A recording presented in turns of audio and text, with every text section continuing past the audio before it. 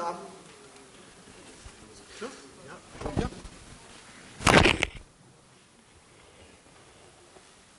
А сейчас иди включи первый это.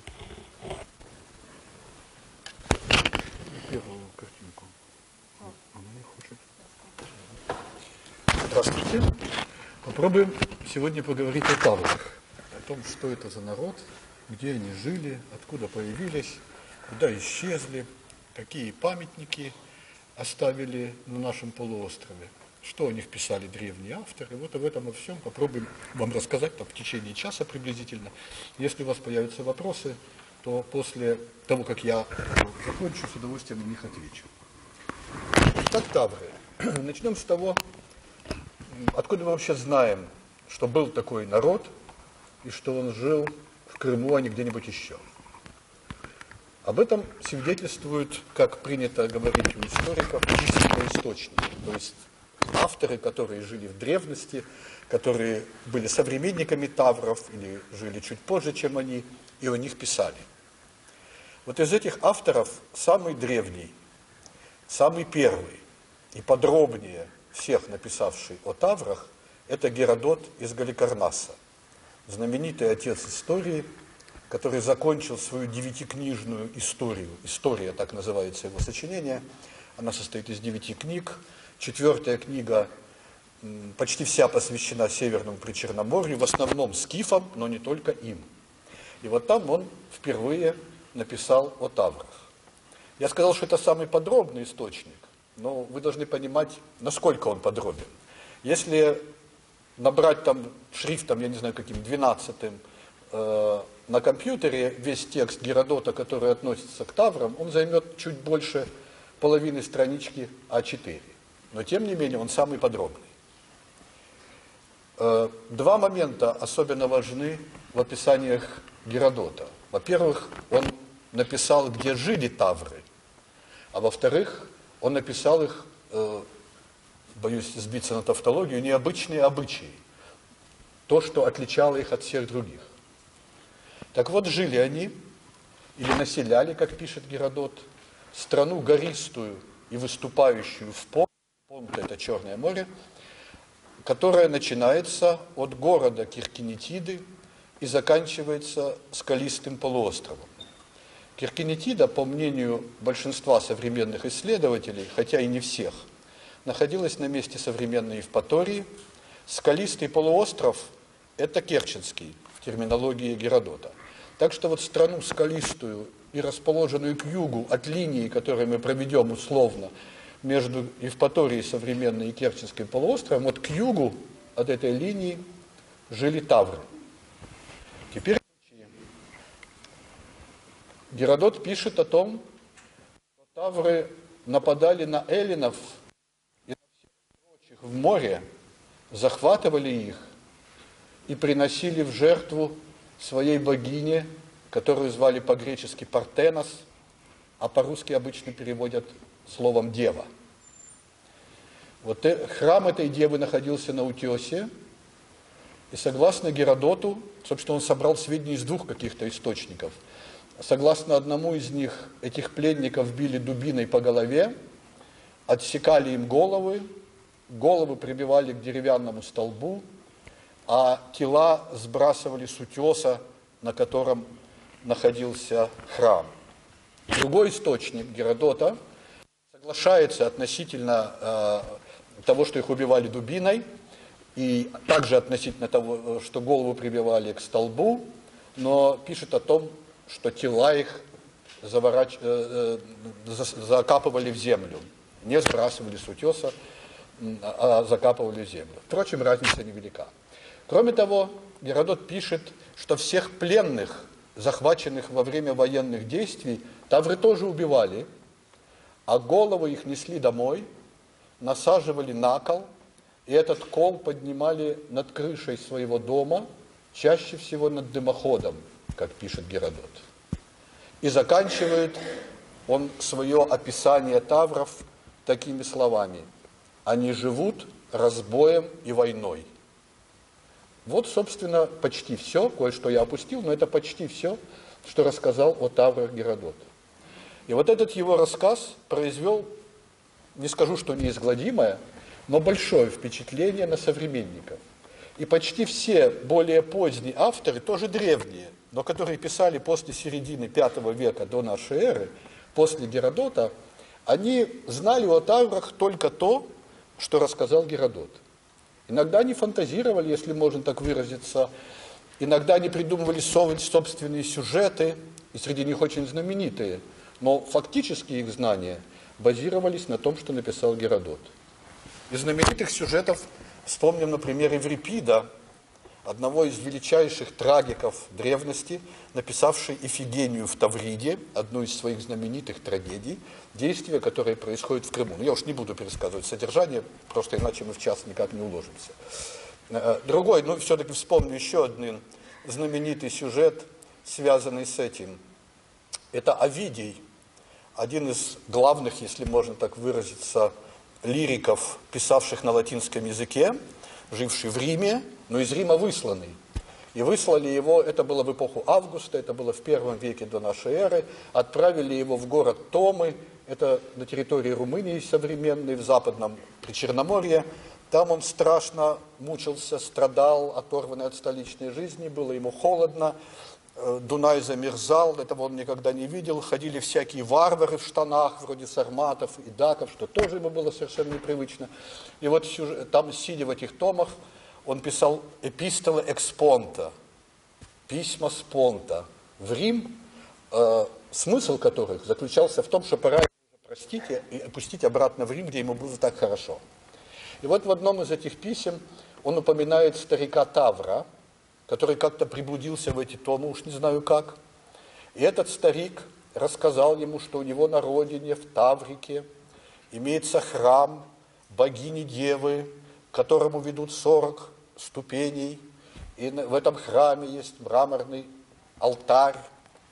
Этот алтарь был белым когда-то, но стал розовым от крови чужеземцев, которую на него проливали во время жертвоприношений.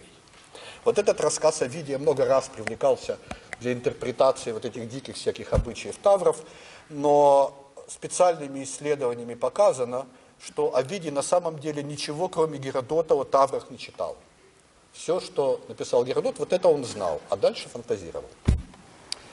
Ну вот, поэтому упомянем, многие авторы античные так или иначе этих тавров упоминали, но я сейчас скажу о тех, кто не зависел от Геродота, кто пользовался иными источниками.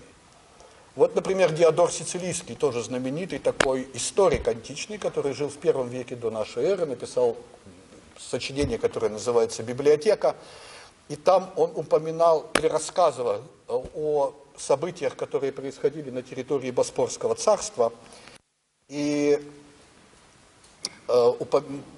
о жизни царя, которого звали Евмел, Боспорского царя. Этот царь прославился победами над пиратами, и среди этих пиратов он упоминает тавров. Таким образом, независимо от Геродота, мы получаем подтверждение тому, что тавры занимались этим делом, грабили помаленьку несчастных эллинов. Далее, еще один независимый автор, и не менее знаменитый, чем Геродот, это Страбон. Страбон жил на рубеже примерно нашей эры, то есть не примерно, а безусловно. Он умер в 16 или в 18 году нашей эры, написал свою знаменитую географию в 17 книгах. Он был такой же знаменитый географ, как Геродот-историк. И Страбон кое-что, он совершенно не зависел от Геродота, он пользовался другими источниками, и кое-что написал о таврах, чего не знал Геродот, или о чем не написал Геродот. В частности, он назвал тавров скифским племенем. Скифское племя тавров, пишет Страбон. И он написал, что когда-то они занимали всю территорию Крыма. Геродот писал только о горной части. Вот на этой карте вы можете видеть примерное расположение тавров и их современников. Тавры в горах, скифы в степях, Боспорское царство на месте Керченского полуострова, западный, северо-западный Крым, это Херсонес и его хора. Так вот, Страбон писал, что когда-то, но когда именно неизвестно,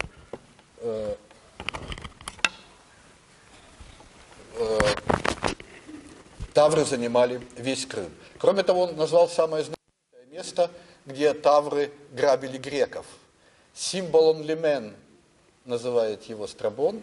Это бухта символов, современная Балаклавская бухта. Ну вот, еще упомяну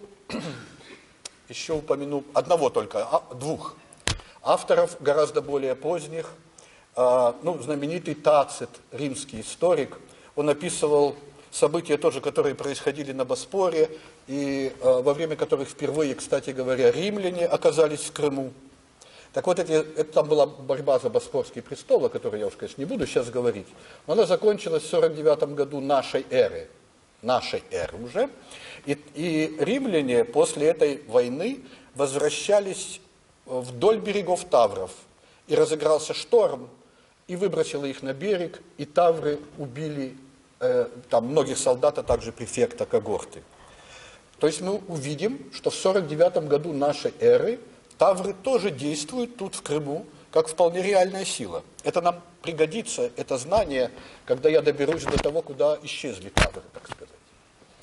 Ну вот, и последний автор таких нарративного источника – это Амиан Марцелин. Амиан Марцелин написал такое сочинение «Рес Гесте», оно называется, писал он в IV веке нашей эры, когда уже никаких тавров не было. Но тем не менее о них кое-что сообщил, такое, чего не сообщали другие. Он написал так: разделенные на различные царства тавры, среди которых особой грубостью отличаются арихи, синхи и напеи. Разделенные на различные царства, написал он по латыни, но все современные авторы, современные историки понимают это так, что, вероятно, тавры не были единым народом с точки зрения Амиана Марцелина, а делились на некоторые племена, 3 из которых, арихи, синхи и напеи, он перечисляет.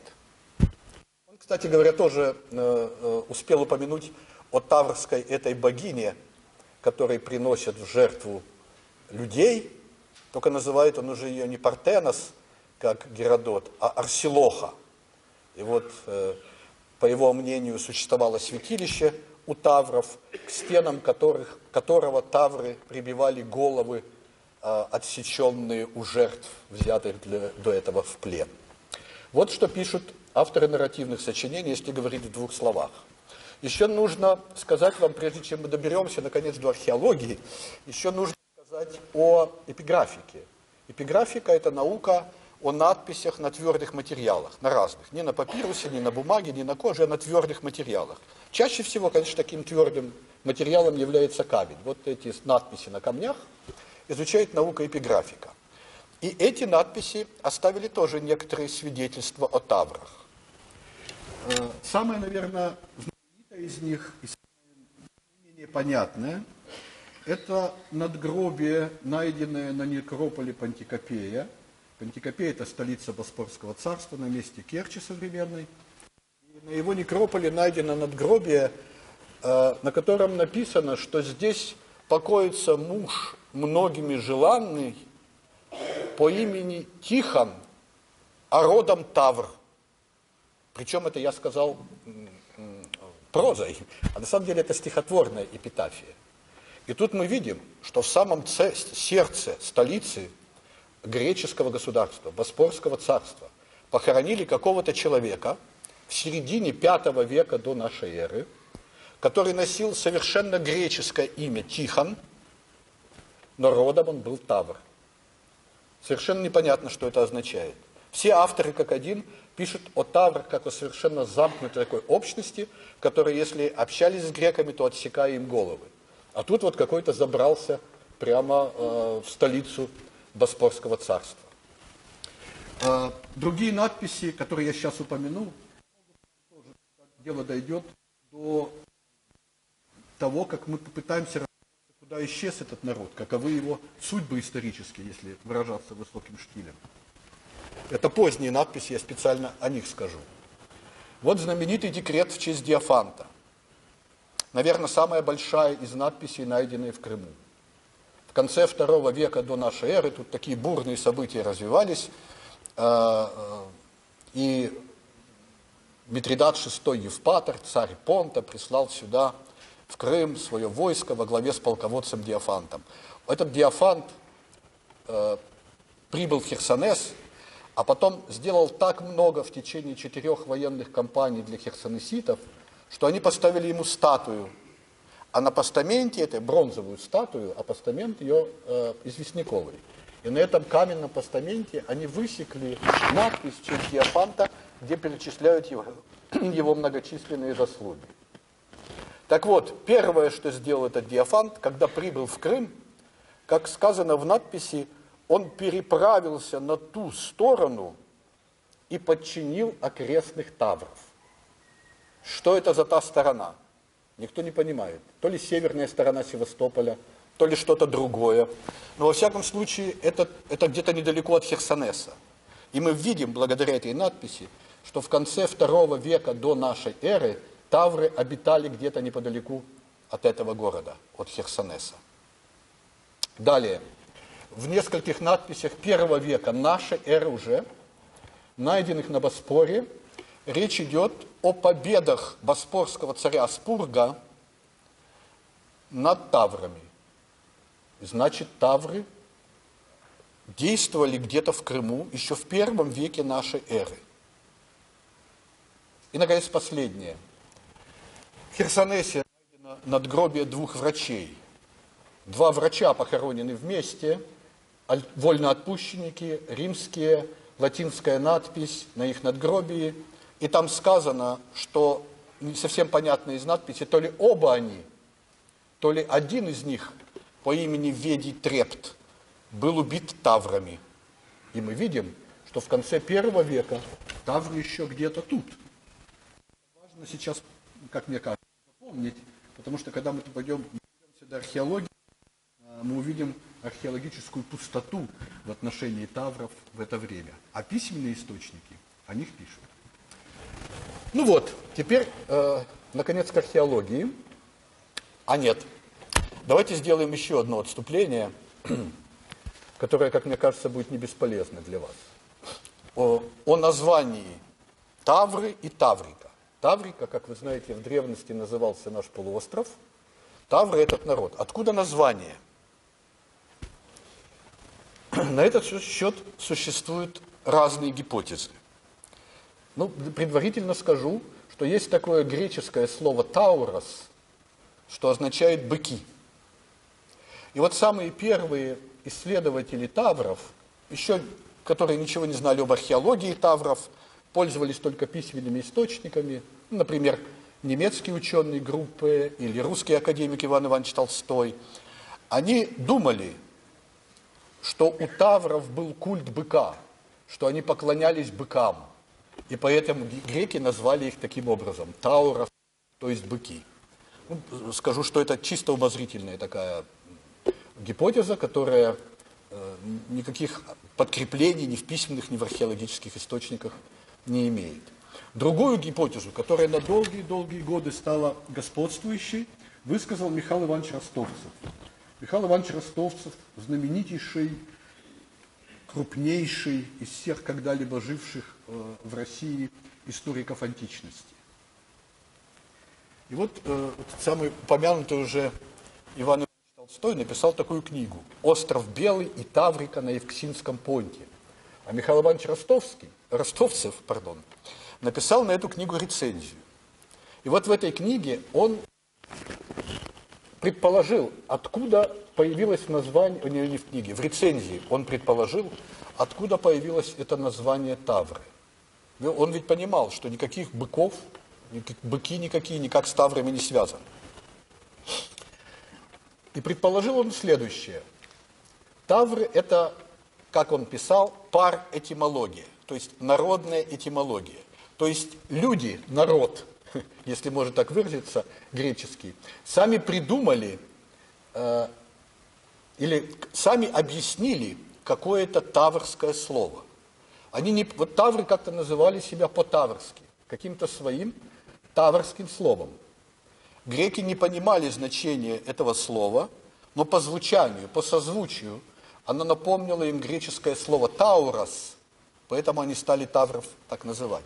Кажется, такое совершенно умозрительное заключение, Но напомню вам, что парэтимология – это очень распространенный такой эпизод в истории народов, которые живут рядом друг с другом или сменяют друг друга. Крым дает чудесные примеры, когда выселили татар, пришли русские, Карасу превратилась в Карасевку, Кошкая превратилась в кошку, Сюрень превратилась в сирень, только потому, что русские слышали это татарское слово, но оно им о нем ничего не говорило. Поэтому Карасу черная вода, только никакого карася там не поймал, но стала Карасевкой, напомнила русским милых их сердцу карасей. Вот и вся. Такой смысл вкладывается в этот термин парэтимология. Вероятно, по мнению Ростовцева, так дело обстояло и в древности. Греки слышали, не понимали, по созвучию назвали своим словом. И, наконец, последняя такая гипотеза, которую предложила Элла Исааковна Соломоник, наш крымский исследователь в 70-е годы прошлого века. И она обратила внимание на то, казалось бы, на очевидный факт, на который не обращали внимания ее предшественники, что этот корень тавр достаточно распространен был в древности. И есть разные народы, тавринии, таврийские и разные другие, названия которых происходят от этого корня. Они все живут в горах, эти народы. Есть горы, в названии которых входит этот корень тавр. Самый понятный, как мне кажется, всем пример, это малоазийский тавр. Горная система, которая и сейчас так называется, и является крупнейшей в Малой Азии. Так вот, по мнению Эллы Исааковны Соломоник, греки, когда прибыли в Крым в ходе Великой греческой колонизации и обнаружили тут этих горцев, этих людей, живущих в горах, они назвали их вот этим именем, которым привыкли называть горцы в других местах – тавры, а горы – тавр. И поэтому полуостров получил название не от имени народа, как все до этого думали, а от названия гор. Таким образом, горы, тавр, дали название и народу, который в нем жил, и всему полуострову, на котором они находились. Такова гипотеза, предложенная Эллой Исааковной Соломоник. Это всего лишь гипотеза, и не более того, то есть более-менее логичное построение. Прямых доказательств этому нет, но нет и других мнений вот на сегодняшний день, кроме тех, что я вам изложил, по происхождению и названию тавров и таврики. Теперь, наконец, к археологии. Добрались до нее. Есть такая группа памятников в Крыму, которую все исследователи без исключения связывают с таврами. Это могильники из каменных ящиков. Могильники из каменных ящиков, расположенные на южном берегу Крыма и на главной гряде Крымских гор, это те памятники, которые бесспорно принадлежали таврам. И я чуть позже скажу, почему бесспорно. Наверное, многие из вас там, в том или ином месте эти памятники видели. Несколько из них я вам покажу. Это Микензиевые горы в Севастополе. Заметьте, что многие из них, то есть все эти каменные ящики разграблены. Есть только один в Крыму достался археологам неразграбленный могильник. Он называется Малмус в Боядарской долине, и раскопал его Николай Иванович Репетников еще в начале 20 века. Все остальные вот в таком состоянии, как этот каменный ящик, или примерно такие же, потому что они возвышаются над поверхностью земли, они бросаются в глаза, и грабили их все, кому не лень, с древности до наших дней. Это плата Капакташ к востоку от Симферополя. Видите, в каком они сейчас состоянии. Скажу еще вот что. Бытует такая, я не знаю, как назвать, легенда, мнение или что-то иное, которое позволяет называть эти каменные ящики некоторым людям крымскими дольменами. И даже там в газете иногда мелькнет что-то такое. На самом деле дольменов в Крыму нет ни одного. Дольмены превосходят эти каменные ящики в 2 раза в любом измерении, хоть в ширину, хоть в высоту, хоть в длину. У дольменов настоящих есть одно качество, которого нет ни в одном этом каменном ящике, но который обязательно есть у дольменов, а именно отверстие в одной из стен. Либо круглое, либо прямоугольное отверстие, чаще всего в восточной стене, в короткой, там, где дольмены действительно есть, там в Британии, по всему побережью Атлантического океана, в Средиземноморье, в Восточном Причерноморье, они такие, они гораздо больше, и они имеют обязательно это отверстие. Так что термин дольмены к этим каменным ящикам не подходит, а каменные ящики, прижился такой термин, будет. Значит, несмотря на разграбление, все-таки кое-что археологам удается отыскать при раскопках этих каменных ящиков. Вот тут это реконструкция, конечно. Вы видите, эти плиты, из которых состоят эти конструкции, немного закопаны в землю, но в целом весь этот ящик возвышается над землей. А что касается погребальных обрядов, то две особенности можно отметить. Одну из них вы видите на этом рисунке, а вторую не увидите, потому что на рисунке ее показать невозможно. Видите, этот человек, который там нарисован, он лежит на боку и в скорченном положении. Вот все, кого удалось, все останки, которые удалось зафиксировать археологам, они все именно в таком положении, в скорченном положении на боку. А вторая особенность заключается в том, что каждый каменный ящик служил для погребения не одного, а многих людей.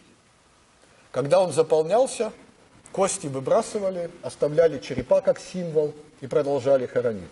В одном из каменных ящиков Малмуза найдено 68 таких черепов. На самом деле многократные погребения во всех каменных ящиках. Находят в них не очень много при раскопках.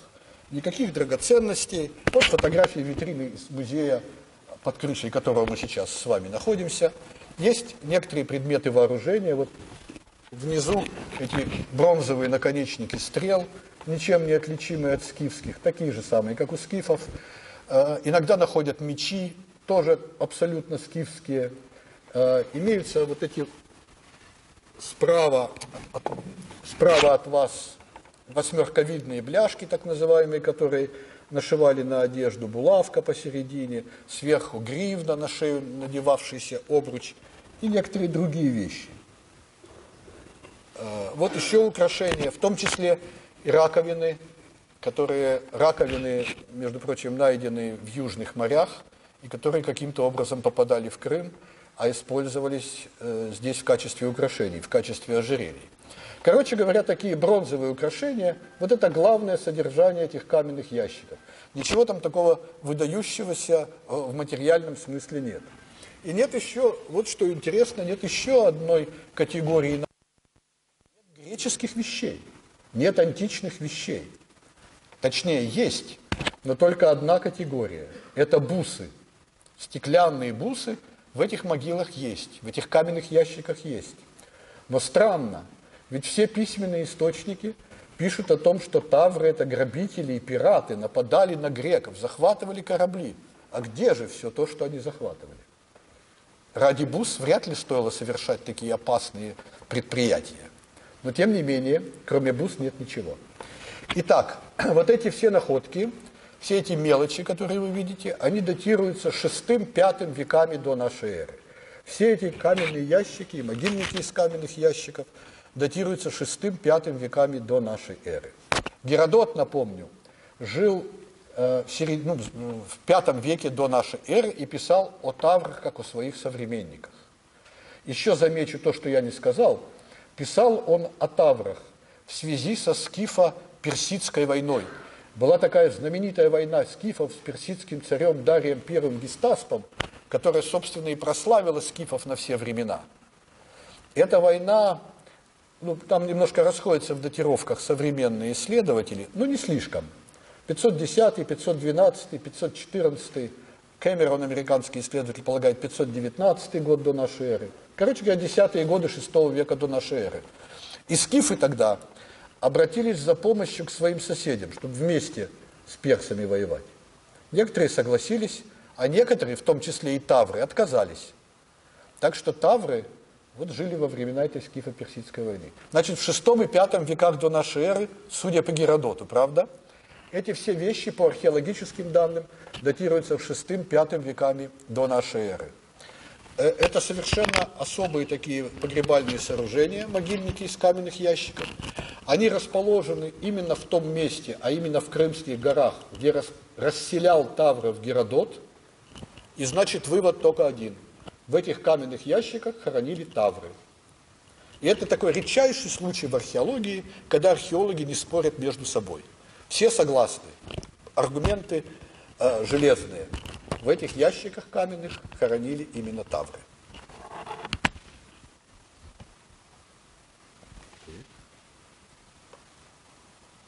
Ага. Вот еще, пожалуй, последнее, что надо сказать. Картинка напомнила. Это гора Кошка в Селенизе. Нет поселений. На южном берегу и на главной гряде, где множество и множество этих каменных ящиков, нет поселений, где жили тавры. Одно подозрение вот на эту гору Кошка. Там в свое время, там поселение известно давно, рядом с ним художник Васнецов в свое время нашел каменные ящики таврские, а Павел Николаевич Шульц в 50-е годы 20 века предпринял раскопки этого поселения. И там есть оборонительная стена, и там есть домики каменные, маленькие, плохонькие, некоторые всего из 3 стен, а 4-я стена – это выход скалы. И пристраивали к этому выходу скалы эти самые каменные домики. И находки всякие были сделаны при раскопках, и Павел Николаевич Шульц объявил, что это все вот тавры. И стена таврская, и домики таврские, и поселения, все там тавры жили. На самом деле, сейчас я уже не буду тоже вдаваться в большие подробности, но твердо установлено, что стена это средневековая, а относительно домиков есть, и культурного слоя есть всякие сомнения. Ну, я уж тоже не буду сейчас вдаваться в такие детали археологические, но поверьте мне, что сомнения есть. Короче говоря, возможно, это единственное таврское поселение, но других нет. Вот так они жили. Как, никто не понимает. Вспоминают все один источник греческий 3 века до нашей эры, в котором сказано: «Тавры любят кочевую жизнь в горах». Вот и думают, значит, они вот такие были скотоводы, где-то там пасли свой скот и не оставляли никаких поселений, которые доступны для изучения археологическими методами. Ну и раз уж, ну так или иначе, констатирую просто факт. Поселений нет, а могильников много. Еще отвлекусь на пару минут. Во многих книжках, особенно раньше, можно было прочитать, что тавры имеют отношение ко многим памятникам южного берега Крыма, к разным крепостям, которые там открыты, например, на Юдаге, например, на Крестовой горе, например, на Кастеле. Например, многие писали о том, что римская крепость Харакс на Айтадоре, около Ласточкиного гнезда, она была построена на остатках таврского укрепления. Это неправда. Это не соответствует действительности. Все, кроме Харакса, эти крепости построены в средние века. Это средневековые укрепления, это ясно показали археологические раскопки, которые там были проведены. Что касается крепости, оборонительной стены крепости Харакс, если вы помните ее, такая из циклопических огромных камней сложенная стена, то в свое время Лев Фирсов просто засунул в нее руку между этими огромными камнями и вытащил оттуда известковый раствор. Если известковый раствор, это значит, что это не может быть раньше римлян. Никакие тавры ничего такого не делали. Просто римляне построили себе стену из таких огромных камней.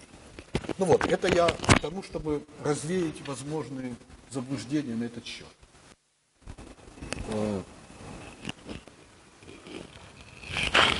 Теперь в 1921 году Глеб Анатольевич Бонча около пещеры Кизил-Каба открыл поселение неизвестной до той поры культуры. Очень скоро такие поселения стали открывать в разных других местах, в предгорном Крыму. В 1925 году Глеб Анатольевич Бонча-Смоловский в журнале «Крым» опубликовал статью, в которой написал о том, что им открыта новая археологическая культура.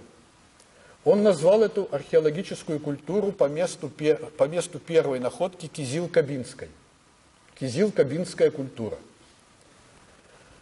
И он предположил, что эту культуру оставили исторические тавры, что люди, которых мы по письменным источникам знаем как тавров, они оставили эти поселения и эти могильники.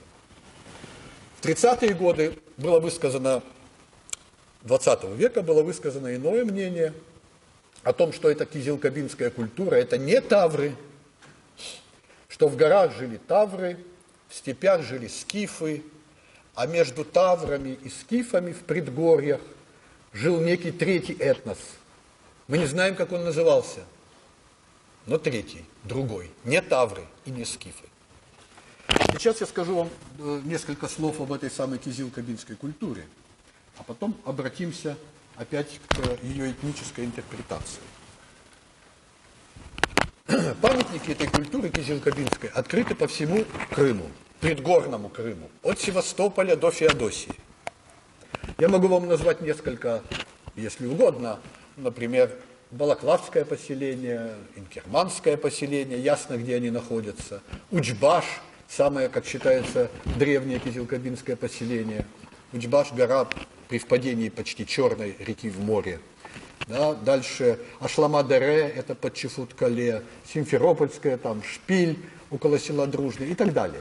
Их известны десятки, а на самом деле сколько их было, непонятно. И вот почему. Я не слишком преувеличу, если скажу, что где бы в предгорном Крыму вы не раскопали там несколько квадратных метров, вы найдете это кизил-кабинское поселение, если будете понимать, что вы копаете. Везде, сплошь. Такое впечатление, вот на территории парка Салгирка около университета, Воронцовского парка, их там 3 или 4 открыто, таких поселений. Такое впечатление складывается, что предгорный Крым был более густо населен, чем сейчас. Впечатление ложное, наверное, но такое. Итак, что же собой памятники этой культуры представляли, в нескольких словах скажу. Во-первых, все поселения неукрепленные. Они не имели оборонительных сооружений. В некоторых поселениях открыты полуземлянки или каркасно-столбовые дома. То есть дома такие, вкапывали бревна вертикально по периметру будущих стен, плетнем оплетали, глиной обмазывали, глинобитный пол, вот такой домик. Очаг там в центре, такой домик. Ничего специфического в этих домах, ни в полуземлянках, ни в этих каркасно-столбовых домах, ничего особенного. Полно есть разных людей и разных культур, которые пользовались такими постройками. Они простейшие. Гораздо любопытнее другое, а именно то, что при раскопках огромного большинства поселений кизил-кабинской культуры вообще никаких построек не обнаружено. Культурный слой есть, находки есть, хозяйственные ямы есть, а построек нет. Почему, никто не знает, конечно, в точности, но можно предположить, что тоже были какие-то такие, не знаю, шалаши, юрты, такие легкие постройки, которые не оставляют следов, доступных археологам для изучения. Ну вот, тем не менее, при раскопках этих поселений находят украшения, вот такие же бронзовые, как вы видели, точно такие, как в каменных ящиках тавров. Находят наконечники стрел, иногда другие предметы вооружения, точно такие, как у скифов, и точно такие, как у тавров. Датируется, между прочим, эта культура, это я забыл вам сказать, между прочим, и напрасно. Датируется эта культура в целом 8-4 веками до нашей эры. 8-4 века до нашей эры – это когда существовали поселения и могильники, использовавшиеся носителями этой культуры. Дальше идем. Самая распространенная находка при раскопках кизил-кабинских поселений – это обломки керамических сосудов. Вот, например, таких как на этой картинке. Видите, это так называемые дуршлаги или цедилки, все в дырках, которые, как считают, использовались для приготовления кисломолочных продуктов. Вот многие из этих сосудов отличает обработка поверхности, которую археологи называют лощением. Видите, гладкий такой, блестящий, чаще всего черного цвета. Иногда бывает и других цветов. Вот еще один кубочек. И посмотрите, он украшен такими треугольниками, заштрихованными врезным орнаментом. И он белый, этот орнамент, затертый белой пастой. Вот это самая распространенная система орнаментации в кизил-кабинской культуре. Врезной орнамент, затертый белой пастой. Этих видов орнаментов больше 30, но самые популярные из них это вот треугольники, опущенные вершинами вниз. В любом Крымском музее вы увидите такие сосуды. Если будете смотреть под ноги, вы во многих местах предгорного Крыма увидите обломки подобных сосудов. Вот большие такие сосуды, корчаги так называемые. Видите, они тоже аналогичным образом украшены. Наколы под верхней частью сосуда и треугольники вершинами вниз. Это врезной орнамент. Вот их несколько таких сосудиков. Ну, это сейчас мы доберемся до этого. Ну вот, кроме поселений, есть могильники. Могильники тоже состоят из каменных ящиков, недалеко от этих поселений. И эти могильники в чем-то схожи, а в чем-то отличны от таврских. Сходство в том, что там тоже есть многократные погребения. Отличие в том, что не всегда эти погребения многократные. Отличие в том, что не всегда там скорченные погребенные. Отличие в том, что в них есть керамика, ее много, вот этих сосудов, которые я вам показывал. А в таврских, на главной гряде и на южном берегу, керамики нет. Попробуем это запомнить. Ну вот, еще прежде чем перейти вот к проблеме этой этнической интерпретации кизил-кабинской культуры, прежде чем сказать о том, кому она принадлежала на самом деле, замечу еще, есть любопытные памятники, которые тоже с ней связаны. Это мне напомнили эти скульптурки. Видите, антропоморфные, есть и зооморфные, грубейшие, необожженные, из глины кое-как вылепленные. Эти найдены при раскопках поселения Шпиль Кизил-Кабинского. Ясно, что они могли использовать только в культовой сфере. Больше никак не придумаешь, куда их применить. Понятно, что археологам свойственно. Если что непонятно, значит все записываем в культовую сферу. Это болезнь такая есть, археологическая. Но уж насчет этих фигурок так точно кажется, не придумаешь, куда их деть. Если говорить еще об этой самой культовой сфере, то упомяну, вот благодаря скульптурам, еще что во многих пещерах есть обломки этих кизил-кабинских сосудов. Самые, наверное, знаменитые в этом смысле – это открытые крымской комплексной карстовой экспедиции еще в 50-е годы 20 века Енисала-2 и Ман, пещеры Енисала-2 и Ман. В том смысле, что в Енисала-2, когда они туда вошли, сейчас уже наверняка не сохранился, но когда они тогда вошли, они увидели сталагмит. На этом сталагмите надетый череп козла, и вокруг разбросаны эти обломки кизил-кабинских сосудов. А в пещере Ман там два зала, один над другим, и колодцем соединенные. И вот в верхнем зале они увидели, когда вошли археологи в 50-е годы, лицо человека, нацарапанное на стене, под ним крест. Крест – это ведь не только христианский символ, правда, мы же это знаем. И вокруг тоже разбросаны эти черепки кизил-кабинских сосудов. И в нижнем зале, куда можно только добраться с альпинистским оборудованием, тоже эти разбросанные черепки кизил-кабинских сосудов. Эти пещеры, никакого проку в них нет. Невозможно там ни жить, ничего другого. Темно, там, понятно, холодно, сыро.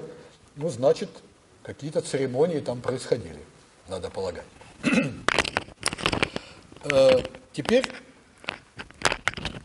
буду рисковать затянуть вас в дебри уж совсем такие неинтересные, но все-таки я должен, наверное, должен, это я точно не знаю, должен, но все-таки скажу о том, о чем успел уже заикнуться, что некоторые археологи считают, что кизил-кабинская культура оставлена таврами, а другие думают, что она вот третьим этносом.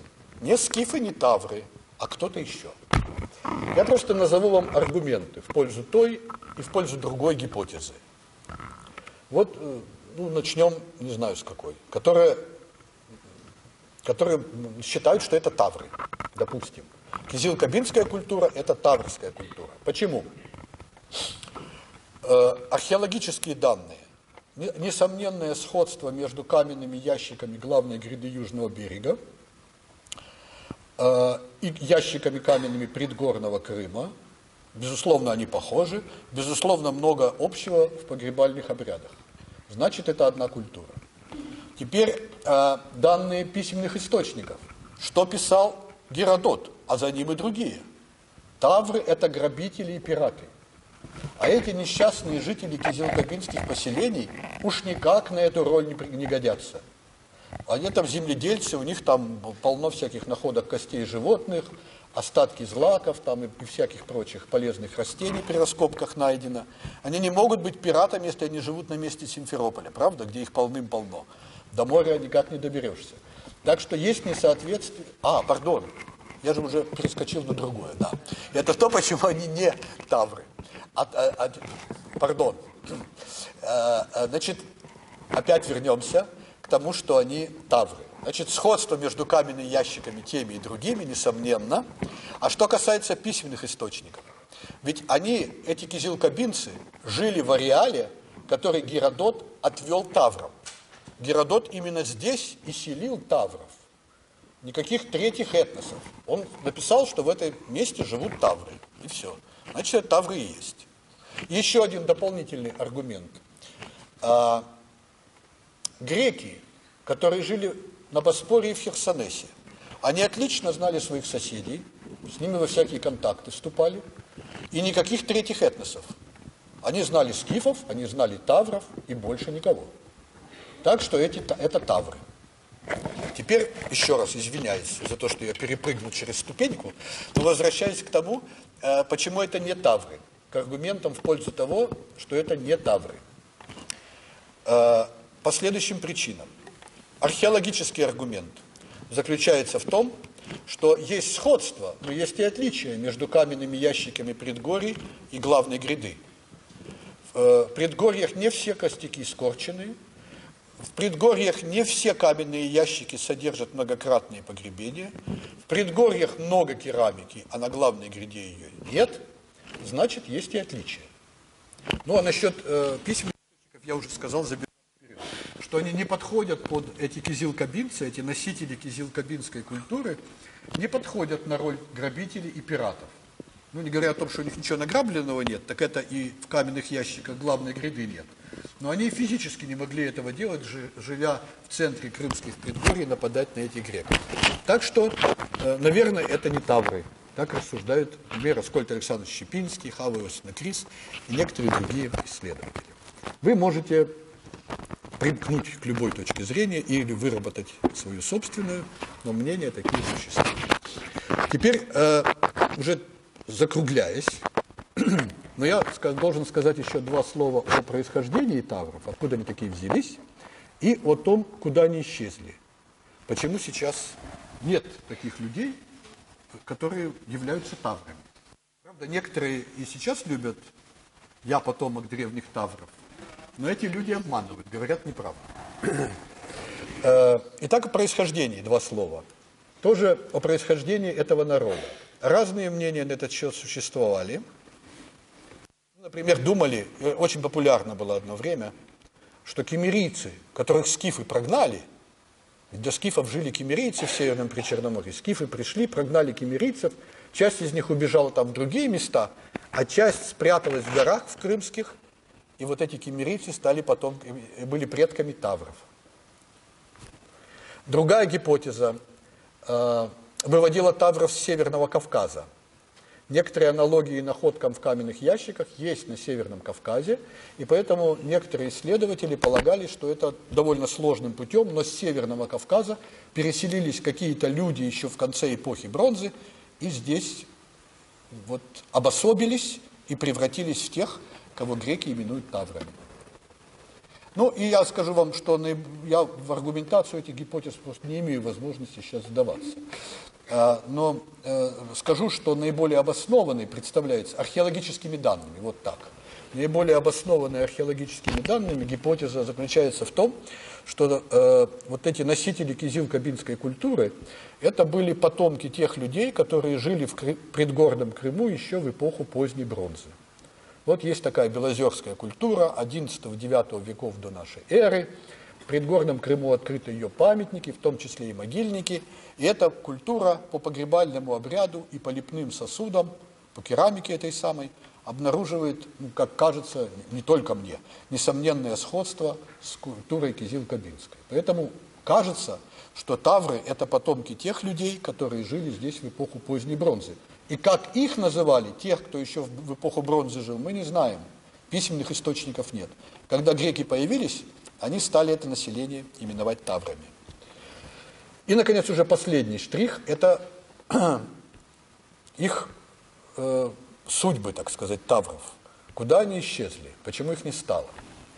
И тут это вопрос довольно сложный. И он требует некоторых вводных замечаний, которые я вам должен буду сказать. Вот кизил-кабинская культура. Помните, 8-4 века. Уже в 3 веке ее нет. Исчезает эта культура. Даже если ее считать таврской, даже если считать, что эта культура оставлена таврами, то в 3 веке до нашей эры мы лишаемся вообще всяких археологических оснований, чтобы что-то говорить об этих самых таврах. Нету их. А по письменным источникам, вспомните, я вначале Тацита упоминал, надписи разные, по письменным источникам эти люди еще вовсю жили в Крыму, воевали с греками, там, все такое. Археологии никакой. И приходится строить гипотезы. Гипотезы основаны на следующем. Ну, для начала скажу, и уже скоро закончу, это совсем немножко осталось, что в 3 веке до нашей эры начался процесс переходов скифов, которые были раньше кочевниками, к оседлости. Возникает позднескифская культура, разные оседлые скифские поселения, крепости, из которых самая знаменитая на окраине Симферополя, столица и государство, и, как считают некоторые исследователи, многие исследователи, в древности она называлась Неаполем, хотя на самом деле это неизвестно. Но, тем не менее, вот эта позднескифская культура, эти поселения позднескифские в крымских предгорьях. Запомнили это. Второй пункт. Начиная с 1 века нашей эры, впервые у Плиния Старшего, начиная, короче говоря, с 1 века, появляется новый этноним, новое название народа. Тавроскифы или скифотавры. Чаще тавроскифы, но иногда и скифотавры. Разные греческие авторы пишут о том, что в Крыму живут некие тавроскифы. Надо, правда, заметить, что все эти авторы живут далеко от Крыма. Те, которые жили в Крыму и надписи свои писали, они хорошо различали, где скифы, где тавры. Единственная надпись, ну, уже 3 века нашей эры, из Пантикопея, где упоминаются тавроскифы. А те греческие авторы, которые жили вдалеке от Крыма, они пишут о тавроскифах или скифотаврах. Окей, запомнили. Значит, в 3 веке исчезают поселения кизил-кабинские, в 3 веке возникают первые поселения позднескифские, в 1 веке возникает этот новый этноним, новое название народа тавроскифы. В результате делаем вывод, что эти самые тавры, когда возникли позднескифские поселения, они спускались с гор своих, вливались в число жителей этих поселений, как-то взаимодействовали с этими самыми поздними скифами и жили вместе с ними на их же поселениях. Вот эта гипотеза наиболее правдоподобная, как кажется сейчас. После 1 века нашей эры уже ни о каких таврах речь не идет. Они были ассимилированы этими самыми так называемыми поздними скифами. Правда, эта гипотеза имеет большой минус. Она самая правдоподобная. Никто не предложил ничего более правдоподобного, но минус тоже мы не можем не заметить. А минус заключается в том, что раз тавры становились жителями позднескифских поселений, значит, мы вправе ожидать, что в этих позднескифских поселениях археологи при раскопках откроют какие-нибудь элементы культуры материальной, связанной с таврами, хоть эти горшки, хоть еще чего, то, что имеет отношение к таврам. И, к сожалению, ожидания эти оправдываются в самой малой степени. Почти ничего таврского, почти ничего, уже детали не буду вас вводить, но почти ничего таврского в этих позднескифских поселениях нет. Правда, вы должны помнить, что ведь мы говорим с вами об археологической культуре. Археологическая культура – это только материальная культура. И даже не материальная культура в полном смысле слова, а материальная культура, которая могла пережить еще тысячи лет, и те ее остатки, которые дошли до нас. Так что многое мы упускаем. Может быть, тавры были прекрасные там певцы или танцоры. И в этом смысле их вклад в позднескифскую культуру сказался. Этого мы не знаем, никогда не узнаем. На этой веселой ноте разрешите закончить.